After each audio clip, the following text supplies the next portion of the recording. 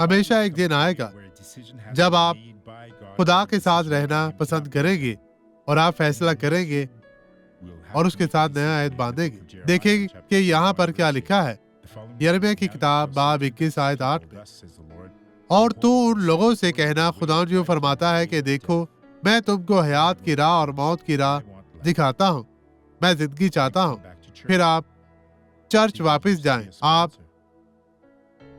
लोगों की मदद करें, चर्च की खिदमत करें, खुदा की खिदमत में हिस्सा लें और फिर कभी गुमराह ना हो। हमें दुनिया की खुशखबरी सुनाने के लिए आपकी मदद की जरूरत है। आज फैसला करें, अब ये गवाही देखें और मैं वापस आऊंगा। वो दुआओं की बदौलत बेहतर हो रही है। वो बेहतर हो रही जी है। हाँ जी, और उसने अपनी आवाज खो दी, तो बस इतना ही ठीक होना बाकी है, तो लेकिन इसे खुदा ये ने बाकी वाकर सब कुछ स्टैंड ठीक कर एक तरफ दिया है। रखे और इसे कहे कि खुद से चले। चले मेरी बहन, चले चले, आप चल सकती हैं, आप नहीं गिरेंगी। यीशु आपके साथ है, वो आपको थाम रहा है, उसके पाक फरिश्ते आपकी राहों को सीधा कर रहे हैं। आगे बढ़े बहन, आगे बढ़े, चलती जाएं, चलती जाएं। हर कदम पर यीशु का नाम ले, डरे नहीं। इस डर और खौफ को दिल से निकालें। खुदा आप और आपके घराने को बरकत दे रहा है।